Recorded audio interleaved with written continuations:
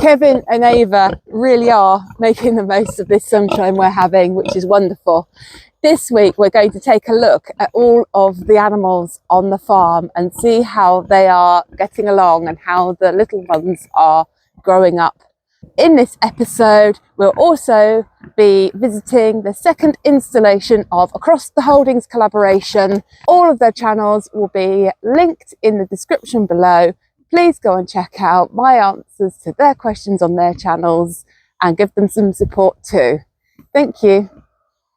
Let's go have a look at how the little lambs are getting on. Yep. The lambs are being weaned, so they don't have a full bottle. They're having their milk reduced, except for number 9, who has a full bottle still because A, he's a bit further behind the others, and B, he's a little bit younger. So I'm going to give the other 3 their bottle first.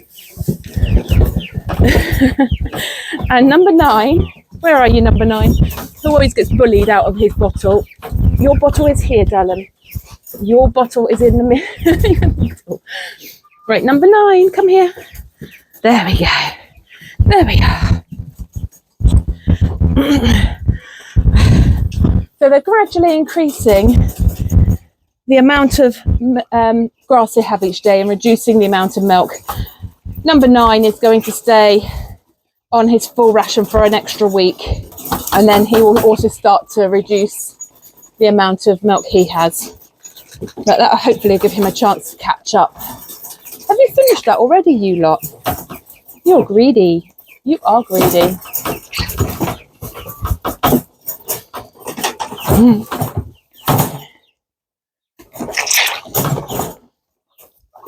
It's all gone. You drank it all. It's all right, number 9. You keep feeding. You lot are hooligans. Oh, you lot be careful. You're going to end up stomping on those little chicks. It's bedlam this morning. The chicks have learnt how to jump over the top of their enclosure, and they seem to spend their time in with the lambs. I decided yesterday to keep the males out full time, but the females are a little bit smaller, so I brought them in, but they are still escaping every night into this area, which I don't really want them in. So the other guys have worked out there's definitely nothing left in their bottles, but there is a bottle here. But number 9 has nearly finished, haven't you, number 9? And finish it off, darling. It's only a little bit. The next update is about these guys. These are the girls from the last hatch. And they're going to their new home very soon. But now they are bigger. Rather than popping out and being outdoors for a short time, they're out all day, every day. And very soon they'll be out at night too. Let me go get the rest. There were some Canadian geese just flying over low. Just 2 of them honking away. And these are the remainder of the girls. Go on then, up you go, girls. There we go. That's all 8. Now that might make you think, where are the boys? Well, the boys are in the run next door. The boys are in here. They've got a roost in there so they can practice roosting. But they are much bigger than the girls because the boys are just grow at a faster rate. And they're being way too mischievous in the shed. They keep jumping up and in with the lambs. And I did consider leaving them run with the lambs, but chicken feed is really dangerous for lambs and sheep. So I couldn't put the food in with them. And they get in with the lambs, but they don't seem to be able to work out how to get back out again. So that wouldn't work as a solution. So they're here. I think we'll go have a look at the new piglets next. Since these guys have arrived on the farm, 2 things have happened. Firstly, they've got names. So we've got Bogart and Sausage. But the other thing that's happened is I have been slowly acclimatising them to being handled. Sausage is still a bit skittish, but Bogart, as you can see, will allow my hand to be there. He's not going to be so friendly today. It's all right. And he will let me give him a scratch. Once it gets started, he's very happy about the whole thing because he quite enjoys it. as you can see, but it's the initial making contact. He enjoys a good back scritch, and getting used to being able to handle him and touch him in various places enables me to be able to do health checks on him. I've spoken about that a lot before with Kevin and Ava. It's really, really important to be able to handle your animals should they ever need veterinary treatment or worming, or just generally checking over their condition. You don't weigh pigs on scales. You actually use a measuring tape and you take certain dimensions, and there's a calculation you can do to make their weight. So being able to handle them and for them to be nice and still while you do it is very helpful. The Bogart is getting much more friendly. Sausage will allow me to scritch, but only if he doesn't realise it's me and doesn't see me approaching.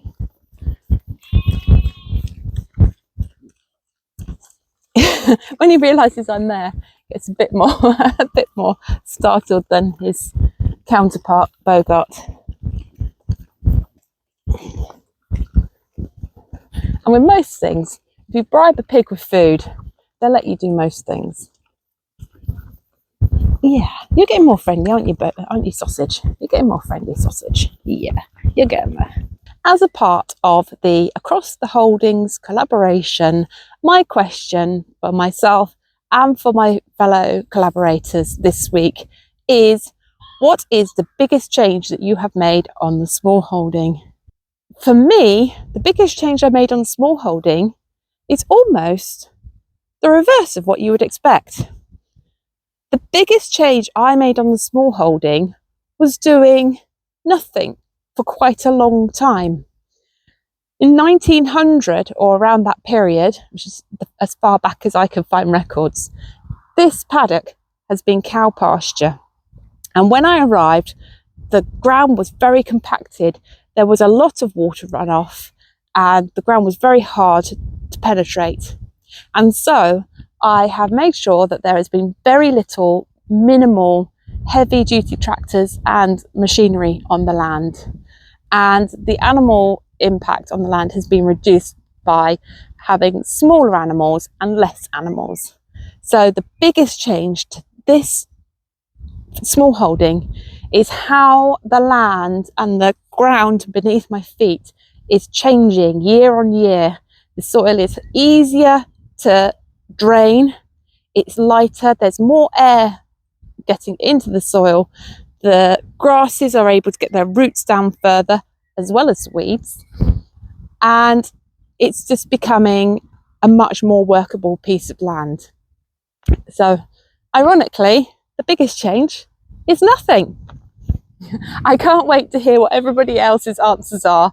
And if you want to see what my answers are to the other collaborators' questions are, check out their channels and you will find out how I answered their questions too.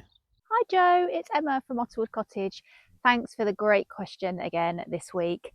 In terms of the biggest change we've made loads of changes since we arrived on the small holding. Lots of infrastructure like the polytunnel and the brassica cage you can see behind me. We've also put in a fruit cage, built a pen area for our 2 Kuni pigs.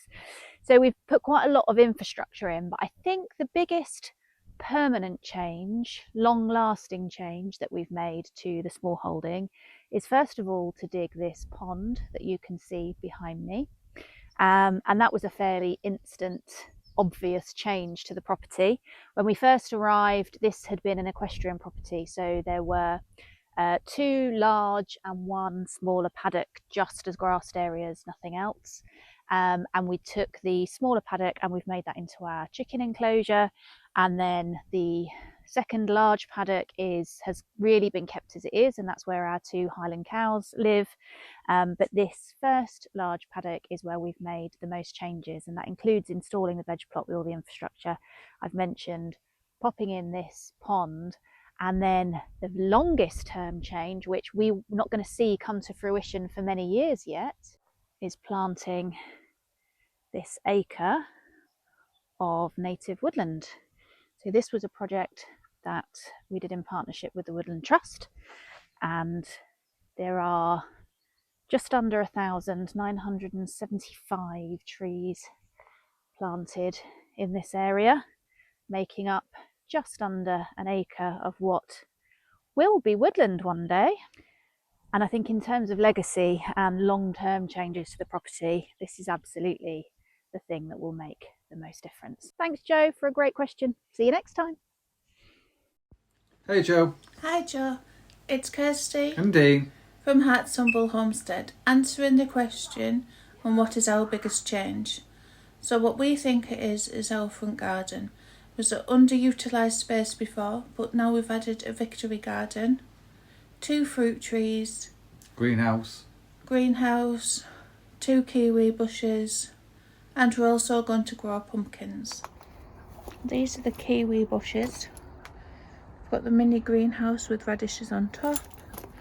Got 2 fruit trees, so this is plum, this one here is cherry, and then we've got the victory beds, and the pumpkins are going there. So it's went from an underutilised space to a micro plot. To a micro plot, yes, a really valuable space for us. Oh, thank you for the great question. Thanks for having us. Bye. Bye. Hello Joe at Muddy Puddles Farm. So your question to us this month was, what is the biggest change you have made on your small holding? So I think our biggest change that we have made on our small holding is removing the DIY liveries, horse liveries that we had, and getting more sheep. So we've got rid of the horses purely because they're quite a big liability. They do a lot of damage. They damage the ground, they damage the fencing, so there's a lot of repair needed from having those guys. Plus we wanted to increase our sheep flock. We wanted to bring more sheep in, and with having horses down at the paddocks, there was not enough room to add more sheep as well. So we've now removed the horses, they've gone to pastures new, and we've brought 10 Balawen sheep in. So ewes with lambs at foot and a ram, who are now happily grazing down in our paddocks with our older 4 commercial sheep that we had before. So that is our biggest change that we've had on our small holding, getting rid of the horses and increasing our flock of sheep. Thank you very much for your question. I look forward to answering more in the future. Take care. Here we are again, back with Kevin and Ava in the sunshine. I really hope you enjoyed the video today. If you did, hit the like button, leave me a comment, and make sure you're subscribed so you don't miss the next episode. Take care. Bye till next time.